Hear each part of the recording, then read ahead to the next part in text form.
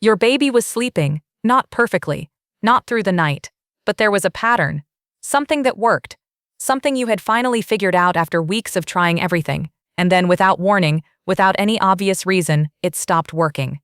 Same room, same routine, same everything, and now they will not sleep. And the first thing everyone says is sleep regression, like naming it explains it, like knowing the label makes the 2 a.m. wake-ups more survivable, like you can go back to sleep yourself knowing it has a name. You cannot, and the name is not even the right word. Nobody is telling you what is actually happening inside your baby when the sleep that was working suddenly stops working, and why the standard advice is addressing a symptom instead of the reason it is actually happening. The reason your baby suddenly stopped sleeping is not a regression, it is a construction. And once you understand the difference, the why becomes clear in a way that makes the nights survivable rather than just endured. Stay. Because this changes tonight. The word regression implies going backwards, a return to something earlier, a developmental step undone.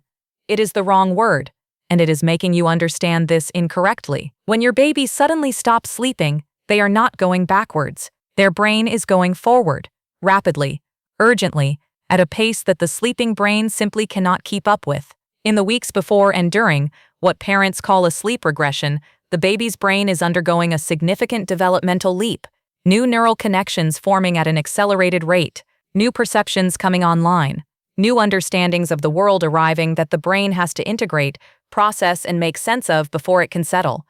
And the brain does this work primarily during sleep, specifically during the lighter stages of sleep where dreaming happens, where the day's experiences are sorted and filed and connected to what was already known.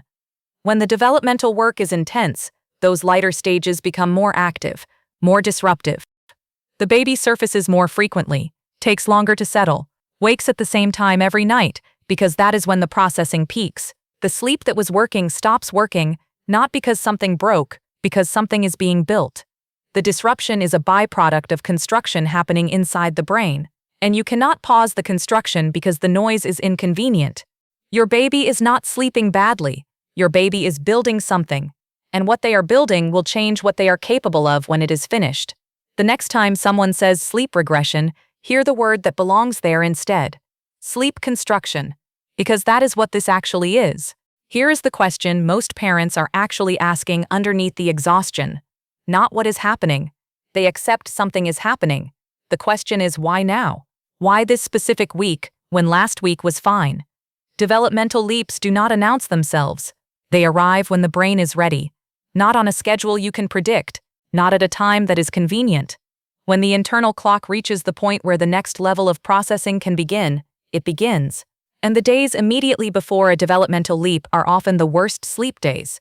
Not the days during the leap, the days before, when the brain is on the threshold of a new capacity but has not yet crossed it, when it is reaching for something it cannot quite grasp, when the new connections are forming but not yet formed. That threshold state is the most disruptive sleep state of all.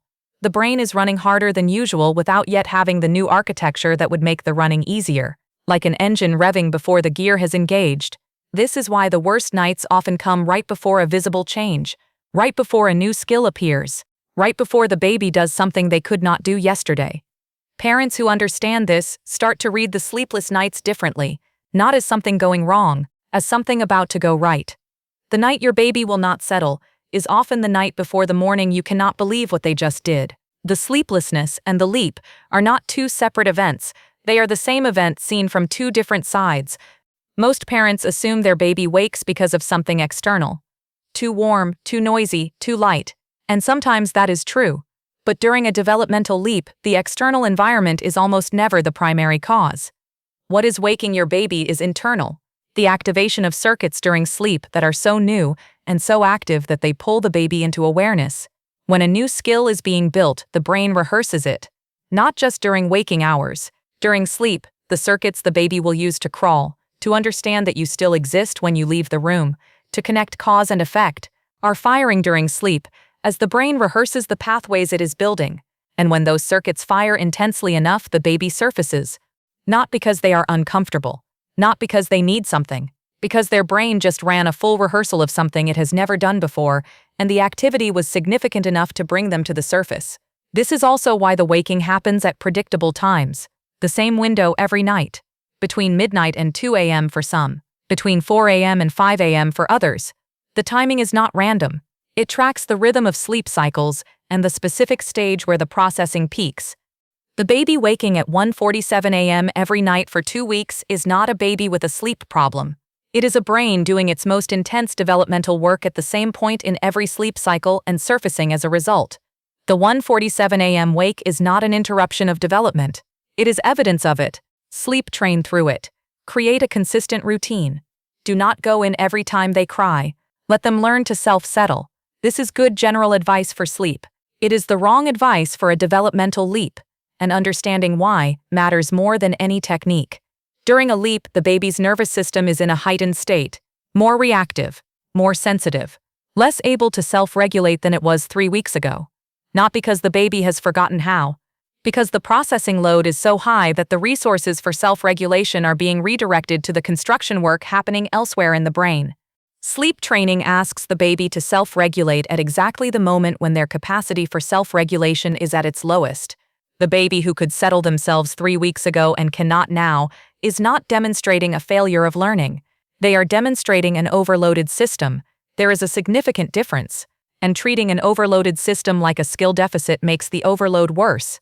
The baby during a developmental leap does not need less response from you. They need more, not to create dependency, to provide the external regulation that their internal system cannot currently supply. Japanese parenting holds a concept that is useful here. The understanding that there are seasons of closeness and seasons of independence, that pressing for independence during a season of closeness does not accelerate development. It disrupts it.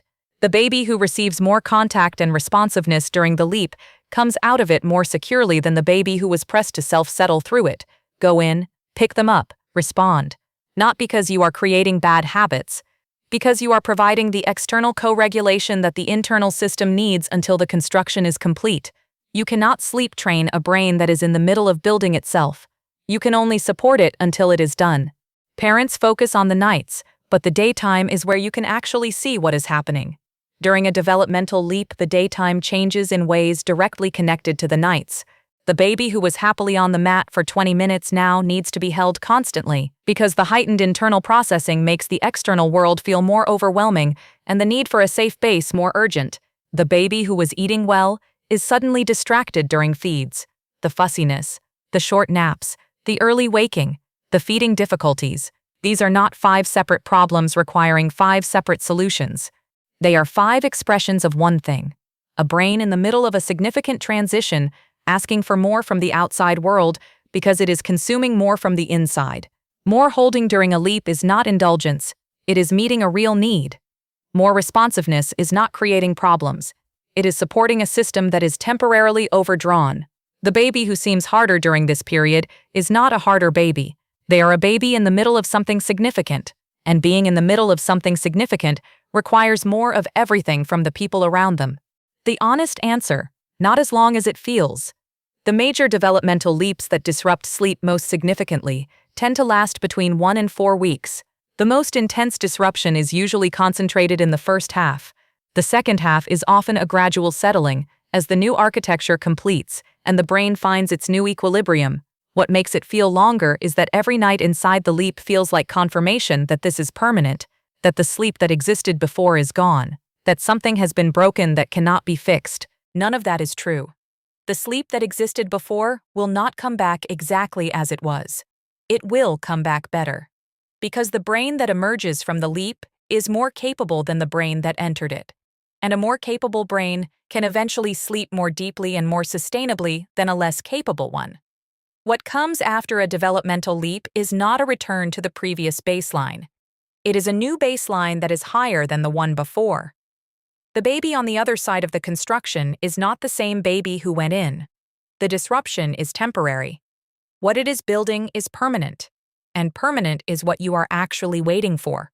This ends, and what comes after it is your baby on the other side of something they just learned to do for the first time. Tonight, when your baby wakes at the same time they woke last night and the night before, here is what you now know. Their brain is not broken. Their sleep is not ruined. They have not forgotten how to sleep. Something is being built inside them right now that they will carry permanently.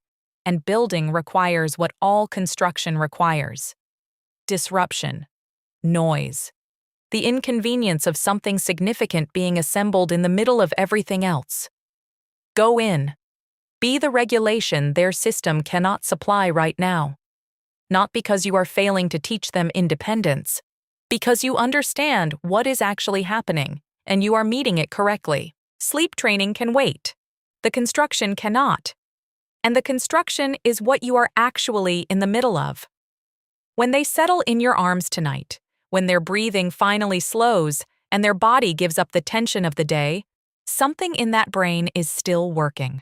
Sorting, connecting, filing away today so it can become the capability of tomorrow. You are not just settling a baby. You are providing the conditions for something remarkable to finish being built. Share this with the parent who has been awake for weeks and is starting to believe something is wrong with their baby.